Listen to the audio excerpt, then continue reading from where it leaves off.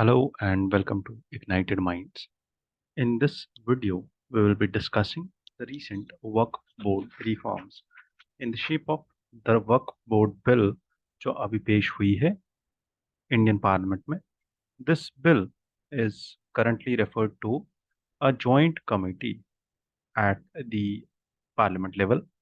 In this bill, we will be discussing all the factors and all the issues which are related to work board, and we will see what are the changes which are being contended and what are the proposed amendments in this 1995 Act.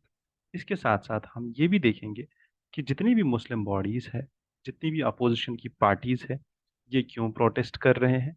इसके साथ साथ ये भी देखेंगे that इस act की वजह से जो अभी अमेंडमेंट आया है, जो पार्लियामेंट में अमेंडमेंट लेके आए हैं, उस अमेंडमेंट की वजह से अभी इसका डेफिनेशन चेंज क्यों हुआ है वक्फ का.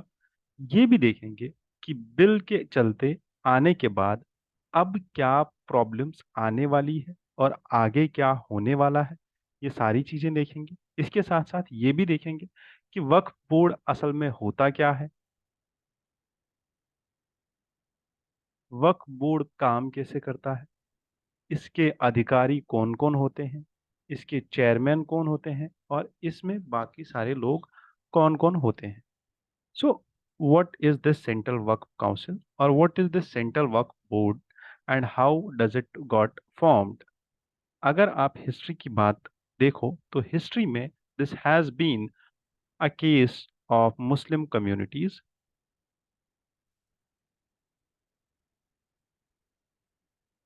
जब से अरब मुल्क में इस्लाम का जन्म हुआ, तब से ही इस्लाम में इस चीज का ख्याल रखा गया कि जितने भी डाउन ट्रोडन पीपल है, इनकी सहायता के लिए कुछ किया जाए. अब क्या किया जाए, तो there was only one way, that was donation and charity. ये डोनेशन बस रुपया या दिनार का नहीं था. ये डोनेशन प्रॉपर्टी, और प्रॉपर्टी के साथ साथ जमीन, बाग, और माना जाता है कि पहला वक्फ था एक an you can say a garden or an orchid of dates, खजूर का बाग. एक ऐसा खजूर का बाग जिसका पैसा आज भी वक्फ के पैसे में ही जाता है इन दी स्टेट ऑफ मदीना. ठीक है. So with this tradition of keeping the Waqf, Waqf is the property which is donated.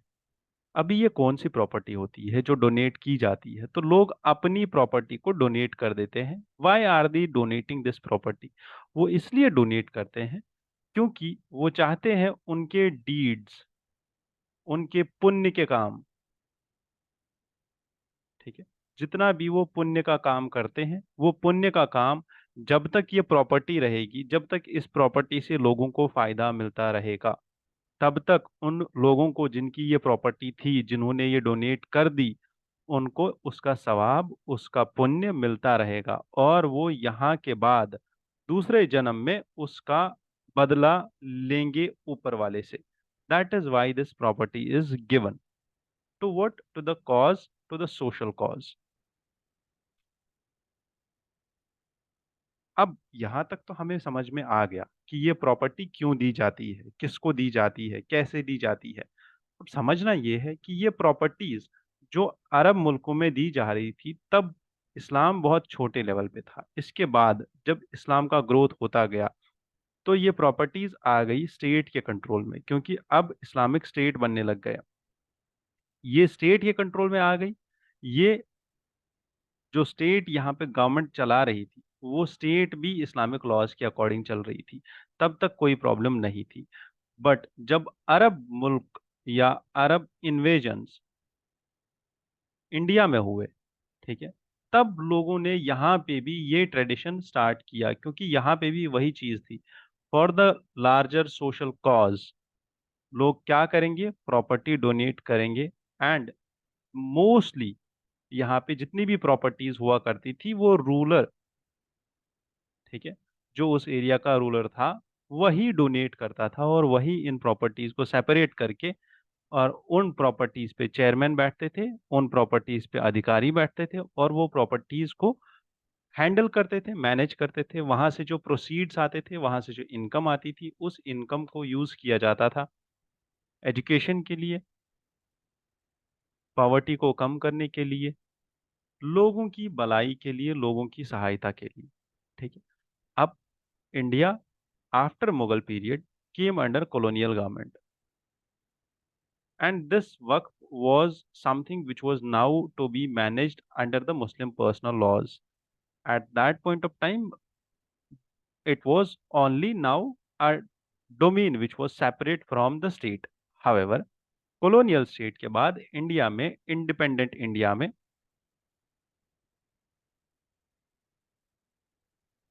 We all believe in this slogan of सबका साथ। ये स्लोगन आज का नहीं है, ठीक है। ये स्लोगन बहुत पुराना है।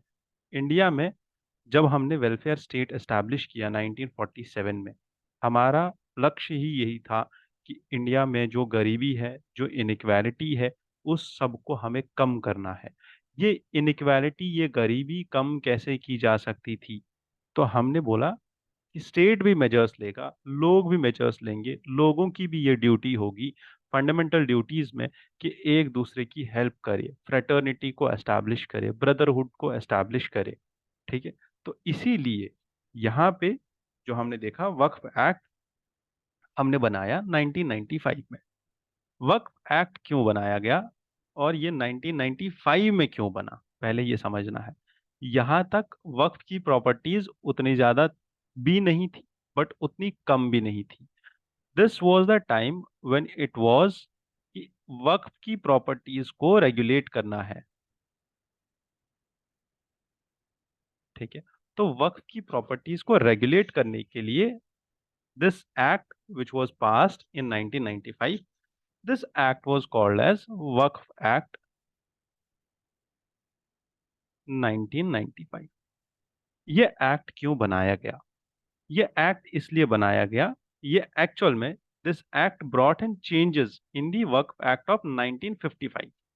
जो 55 का एक्ट था उसको चेंज करने के लिए। अब मैं वहां क्यों नहीं जा रहा हूं कि जब हमने ये एस्टैब्लिश किया, क्योंकि वो फिर डिस्कशन और ज्यादा खिंच जाएगा। तो I just want you to have the context, because this is something which is not relevant for exam.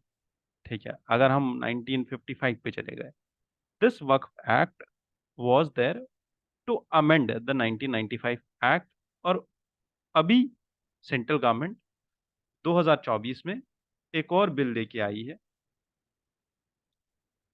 जिसका नाम है unified work management empowerment efficiency and development act 2024।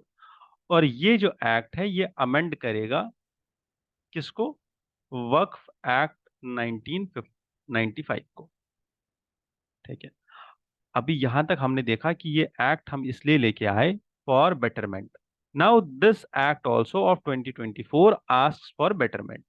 what kind of betterment it is, and why do we need betterment, why do we need improvement in this, what are the problems in work?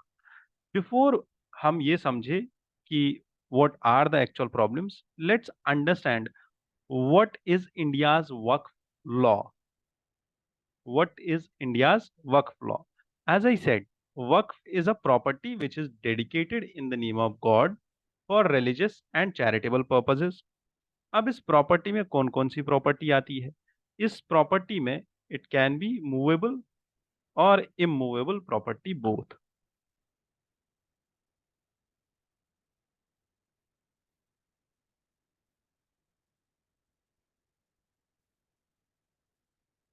Movable और immovable property it can be. There are set of public goods which are entitled to be given for charity. Some public goods, charitable deeds इसलिए बनाई जाती है। अभी ये जो property है, अगर ये किसी को डोनेट करनी है तो वो क्या करेगा? वो एक डीड बनाएगा, एक लॉ डॉक्यूमेंट साइन होगा, एक एफिडेविट साइन होगा कि मैं ये प्रॉपर्टी, अपनी प्रॉपर्टी वक्फ में डोनेट कर देता हूँ।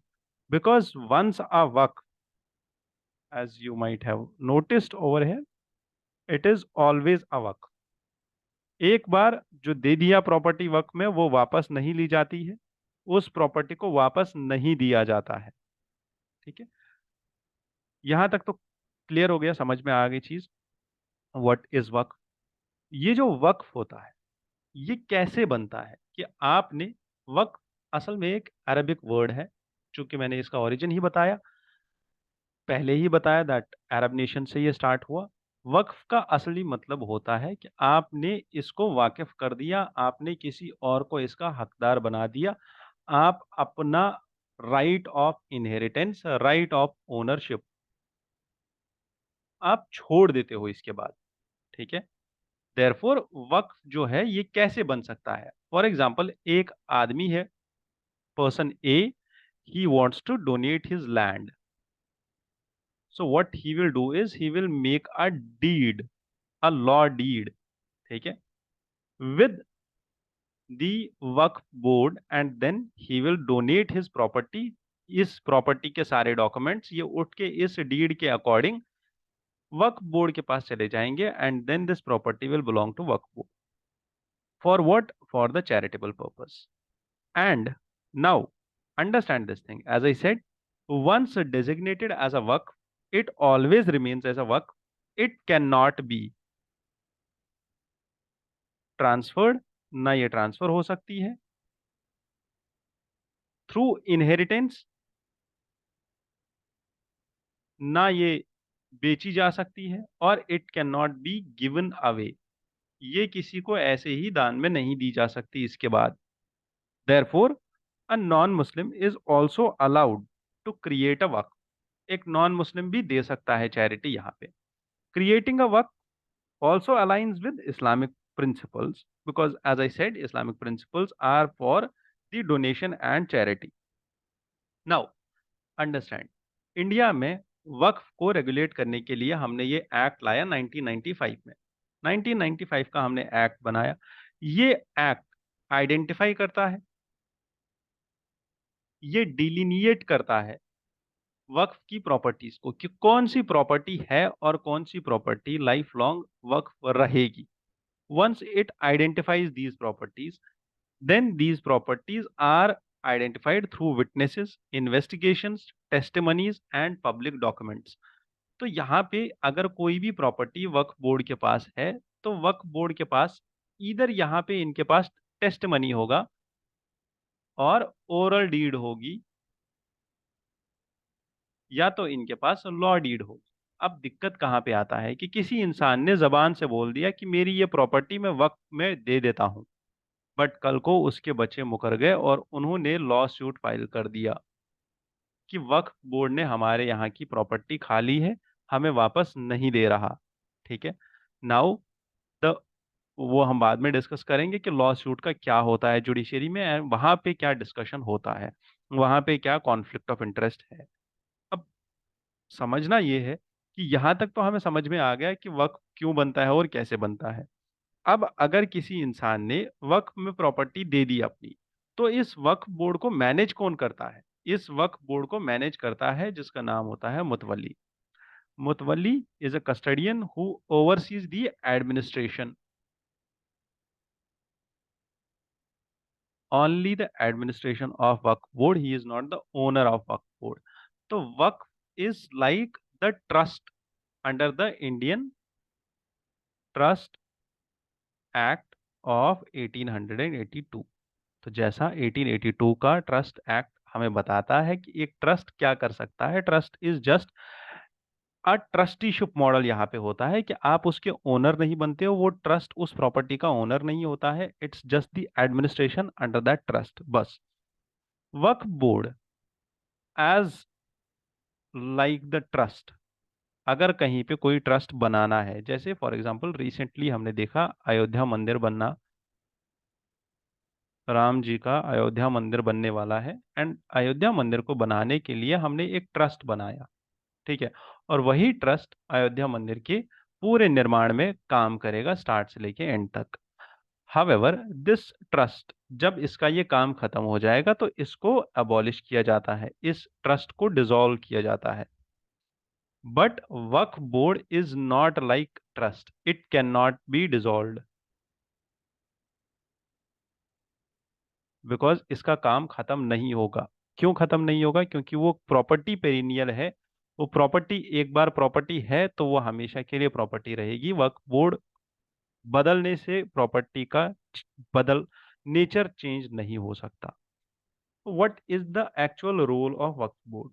1995 का एक्ट बोलता है दैट वक्फ बोर्ड जो होगा ये हर स्टेट में होगा। Each state will have a Waqf board which will oversee the properties, the jurisdiction of this work properties.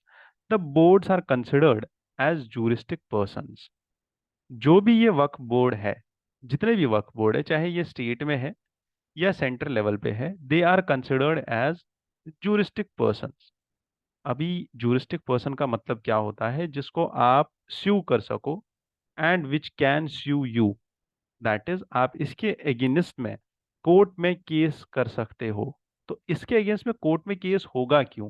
Because of the dispute, जो मैं अभी आपको समझा रहा था कि एक इंसान ने ओरल डीड दे दी, उसके बच्चे ने वापस बोला कि नहीं, ये तो हमारे जो पुरानी जनरेशन थी उन्होंने तो दे दी, बट हम नहीं दे रहे हैं ये वक्फ बोर्ड में अपनी जमीन, हमें ये जमीन वापस चाहिए। But as I said, once a Waqf always a Waqf. Now the lawsuit will go to the court because this Waqf board is a juristic person, this can be sued. इसको चलाने वाला मुतवली होता है। दिस एक्ट ऑल्सो सेज कि वक्फ board में एक CEO होगा, एक ऐसा अधिकारी जो इस वक्फ बोर्ड को मैनेज करेगा। ठीक है, यहाँ पे इनकी अपॉइंटमेंट होंगी, ये फुल टाइम इसको मैनेज करेंगे। ये जो सीईओ होंगे, he will be of the rank of deputy secretary. ठीक है, डेप्यूटी सेक्रेटरी रैंक का होगा ये बंदा in the state government. Usually ये बंदा एक आईएएस अधिकारी होता है। ठीक है, he belongs to the IAS cadre and he should be one among from the Muslim community only. ठीक है, now the Waqf board is authorized to manage Waqf properties and take measures to recover lost assets also. Like अगर कहीं पे वक्फ board के dispute के अंदर ये चला गया, ठीक है, प्रॉपर्टी चला गया, अब ये डिस्प्यूट में वक्फ बोर्ड ने उसका ट्रस्टीशिप खो दिया, then Waqf board has this power to gain back that property. It also can sanction the transfer of immovable work property through sale, gift and mortgage. तो अगर इन्होंने कहीं पे प्रॉपर्टी एक्विजिशन के टाइम पे, if it happens that it wants, that it can sanction the transfer of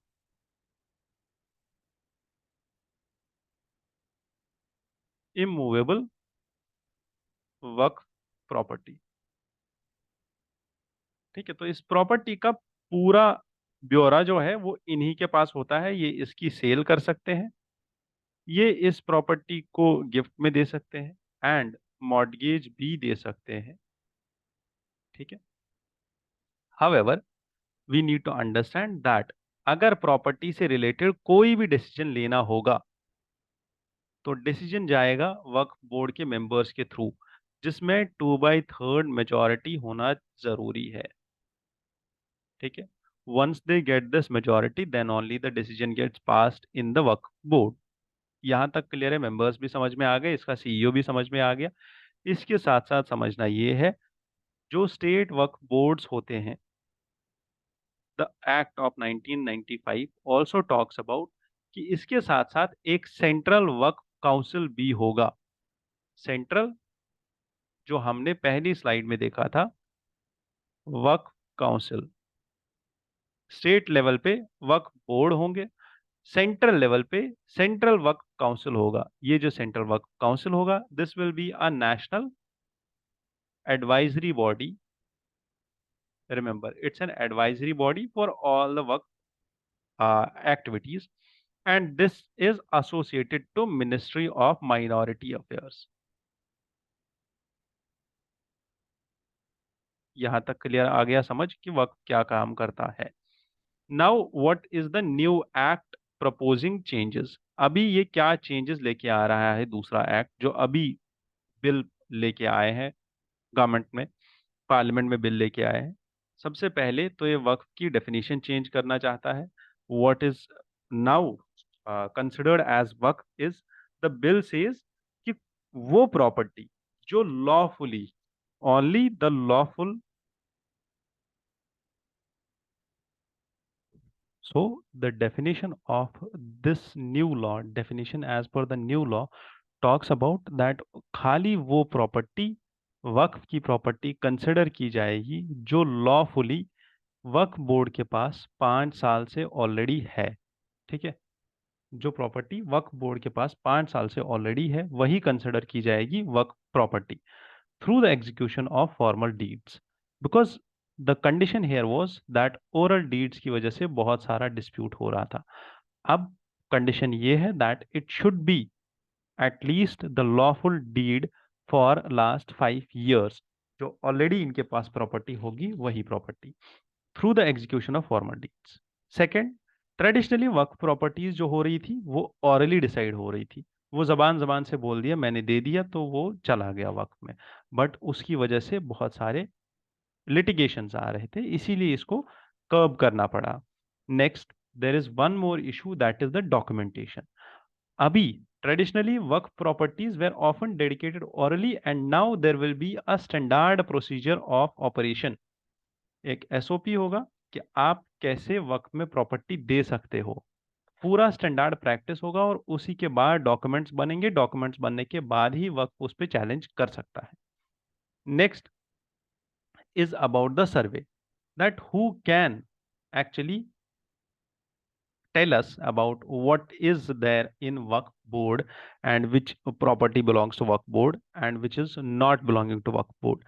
So in order to prevent actual में cases जो आ रहे थे, लिटिगेशन जो आ रहा था against Waqf board, was basically because कि वक्फ बोर्ड जो है वो किसी भी प्रॉपर्टी को बोल देता है कि ये वक्फ की प्रॉपर्टी है, and once a property is declared as a Waqf property, no one has claim over that.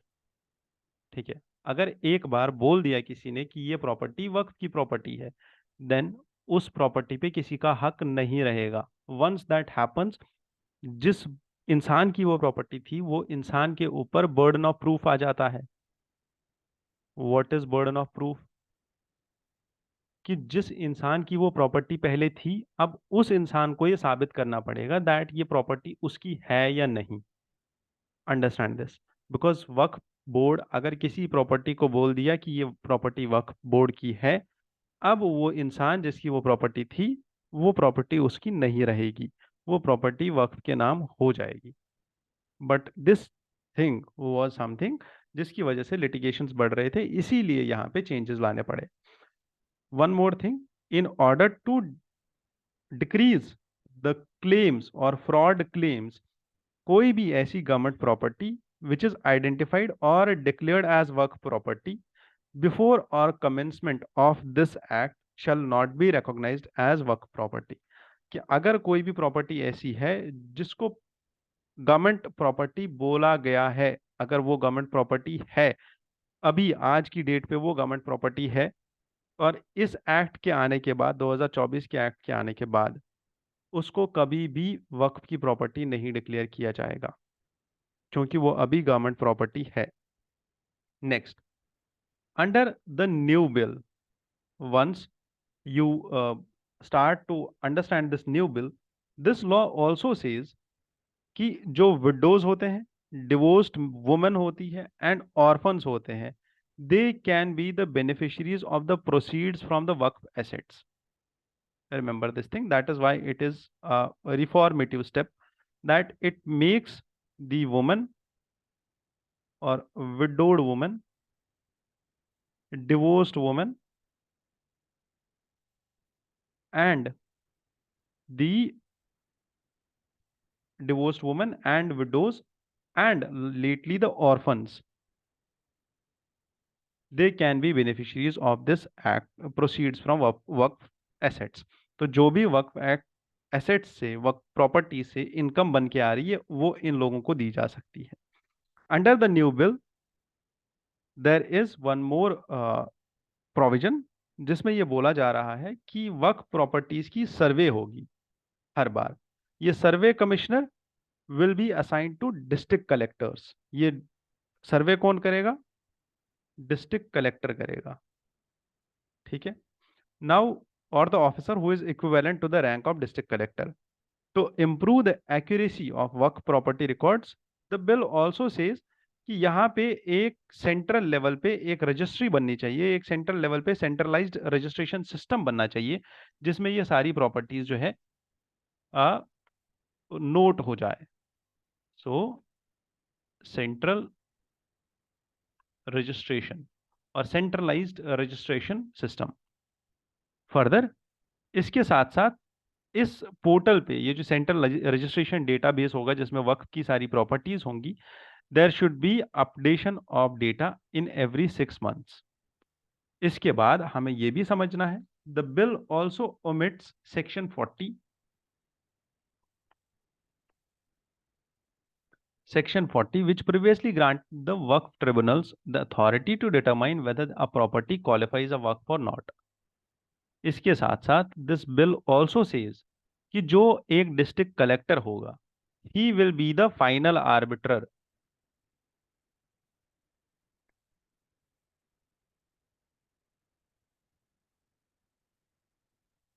District collector will be the final arbiter in such matters once a determination is made कि ये property वक्फ की है या नहीं है, कहीं पे भी डिस्प्यूट आ रहा है, आर्बिट्रेशन का मसला है, this arbitration will be done before the office of district collector. ठीक है। Once the determination is made, the collector must update it in the revenue records. और रेवेन्यू रिकॉर्ड्स में आने के बाद वो प्रॉपर्टी क्लियर हो जाएगी कि ये प्रॉपर्टी वक्फ की है या नहीं। डन यहां तक। The Waqf board can not be in control of a disputed land. ये एक और प्रोविजन है इस बिल का। समझना ये है कि अगर कोई बिल, अगर कोई लैंड, कोई प्रॉपर्टी डिस्प्यूटेड है, डिस्प्यूटेड प्रॉपर्टी है, once it comes under the dispute, जो ही इस पे केस स्टार्ट हुआ और वो केस जुडिशरी ने एक्सेप्ट कर लिया कि हाँ इस प्रॉपर्टी पे डिस्प्यूट है, अब डिस्प्यूट के बाद वक्फ बोर्ड के पास प्रॉपर्टी नहीं रह सकती। ठीक है। This means the dispute in itself will intend to loosen the control of that property from the Waqf board. जो इसीलिए ये जो यहाँ पे इश्यूज हैं जो यहाँ पे मैं बता रहा हूँ, नए नए प्रोविजंस इस बिल के, ये सारे प्रोविजंस को अपोज किया जा रहा है। ठीक है। And there is one more point here, this bill also talks about the inclusion of members. ठीक है, कि नए मेंबर्स आने चाहिए कहाँ पे? वक्फ बोर्ड में। कौन कौन मेंबर्स आएंगे? पहले there should be non Muslims, legislators and women. So there will be inclusion of non-Muslims, two non-Muslim men, and two women are also now declared that they should be part of this Waqf board, जो कि अभी तक नहीं था। ठीक है। Next, this is the provision in the new bill. इसके साथ साथ प्रोविजन ये भी है, under the proposed law the tribunal, जो वक्फ ट्रिब्यूनल होता था, जिसमें पहले, अगर आपको नहीं पता है, there was a Waqf tribunal also, जिसमें पहले 3 मेंबर्स हुआ करते थे। These members are now reduce to 2 members. ठीक है। Now the condition here goes that this tribunal is there for arbitration. The tribunal now consists of district जज and a officer of secretary और joint secretary level at state government। Under this law, a tribunal must dispose of cases within 6 months, within a possible extension of 6 months more। 6 महीने के अंदर अंदर case खत्म करना है, और अगर 6 महीने से ज्यादा टाइम लगा तो 6 महीने और लिए जा सकते हैं, बस इतना ही टाइम मिलेगा। Additionally, the bill also empowers the center to direct the audit of the properties।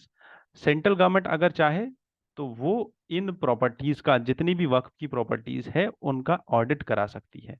Understand? Further, the direct audit of the work by any time can be ordered under the powers of CAG. तो इन properties को audit कौन करेगा? CAG करेगा, controller and auditor general of India, and this can be designated as the central government for that purpose can designate CAG to be the auditor of all the work properties. इसके साथ ये भी समझना है कि अगर issues create हो गए और जो वक्फ बोर्ड की क्लेम्स है वो डिफिकल्ट क्लेम्स है या वो ऐसे क्लेम्स है जो फ्रॉडुलेंट क्लेम्स है, then there can be penalties imposed on the mutawalli. Understand, mutawalli is not someone who is regulating, or mutawalli is not someone who is the owner of the work properties. He is just there for the administration. Now the issue is that there will be penalties will be also levied on these mutawallis if they fail to maintain the proper order accounts. अगर उनके पास properties का पूरा हिसाब नहीं हुआ, उनने properties को पूरा कागजी तौर पे रजिस्टर नहीं कराया, उन्होंने डीड्स प्रॉपर नहीं बनाई, और कोई भी फ्रॉडुलेंट प्रैक्टिस के थ्रू कोई प्रॉपर्टी को वक्फ की प्रॉपर्टी बताया, then there can be penalties imposed on them. ठीक है, to maintain the proper records. Last में understand the finality of decision कि कोई प्रॉपर्टी वक्फ प्रॉपर्टी है या नहीं है, कि कोई लैंड, कोई बिल्डिंग, कोई दुकान, कोई मकान ये वक्फ की प्रॉपर्टी है या नहीं, इसका फाइनल डिसीजन देने वाला वक्फ इटसेल्फ. ठीक है, एक्चुअल में ये प्रॉपर्टी की ओनरशिप वक्फ की है या नहीं इसका भी फाइनल डिसीजन वक्फ ही देता था, but the current law proposes that courts can intervene in waqf disputes. It removes the finality of decisions of the waqf tribunals. अभी तक हमने ये देखा ये वक्फ ट्रिब्यूनल क्यों बनाया गया था, जिसमें 3 मेंबर्स थे पहले, अभी इसमें 2 मेंबर्स है, जज और एक जॉइंट सेक्रेटरी लेवल का मेंबर. इनको चेंज करके अभी फाइनलिटी ऑफ डिसीजन जो वक्फ के ट्रिब्यूनल में होता था कि कोई प्रॉपर्टी वक्फ की है या नहीं, ये वक्फ ट्रिब्यूनल डिसाइड करेगा. अब ये चीज चेंज हो जाएगी. अब ये फाइनलिटी ऑफ डिसीजन, ये जो फाइनल डिसीजन आएगा प्रॉपर्टी के डिस्प्यूट पे, ये कोर्ट का डिसीजन होगा, ना कि वक्फ के ट्रिब्यूनल का डिसीजन होगा. ठीक है, यहां तक हमने समझा कि ये सारे इश्यूज किससे रिलेटेड है, वक्फ बोर्ड से रिलेटेड है. Now what else can we do, what are the actual implications, अब इस वक्फ एक्ट के आने के बाद क्या हो सकता है.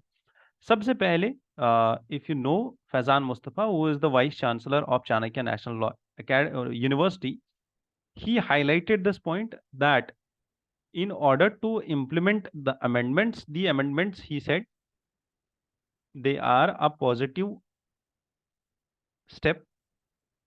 ठीक है, but they should not infringe the fundamental right article 25, the freedoms which are guaranteed under article 25 that shouldn't be infringed. Second, the rights vested in work properties which were given hundreds of years ago, they cannot be taken over by executive officers without a judicial determination. Because आप समझो जिस property पे आप 100 साल 200 साल से वक्फ का कब्जा है, वक्फ की प्रॉपर्टी वो है ऑलरेडी, अब उसको ये नहीं बोला जा सकता कि ये प्रॉपर्टी वक्फ की नहीं है. ठीक है, बिकॉज 100 ईयर से वो वक्फ के पास ही है. तो that is what he is saying. He said that this can not be done and this is not, we can say that this won't be justice to that property. Now neither would it be justice to that person who donated this property in case that he wanted कि उसका जो here after life है वो ठीक हो जाए. But आप क्या कर रहे हो, आप उस इंसान की प्रॉपर्टी पे डिस्प्यूट चला रहे हो जो इंसान ऑलरेडी चला गया है यहाँ से. Although this is a matter of inheritance, but more of it is a matter of a right to religion of that person जो चला गया है. आप उसका right to religion वापस यहाँ पे dispute में नहीं ला सकते हो. There are some other issues like inclusion of non-Hindus, which Faizan Mustafa has said that we welcome this, that inclusion of non-Hindus should be there. ठीक है, because all the rational minds, they are mostly welcomed in the governance of all the religions. However, he also pointed out कि क्या ऐसा हो सकता है कि तमिलनाडु, केरला और कर्नाटका में जो टेम्पल बोर्ड्स बनते हैं, क्या यहाँ पे नॉन हिंदूज की एंट्री होगी या क्या यहाँ पे नॉन हिंदूज की एंट्री कराई जाएगी इसके बाद? However, this bill is currently referred to a joint parliamentary committee. Let's wait and see what will be the results after the joint parliamentary committee takes consultation of this bill. So this was all about the Waqf board and the Waqf management of the properties. With this, I thank you all for being into this discussion. Thank you once again.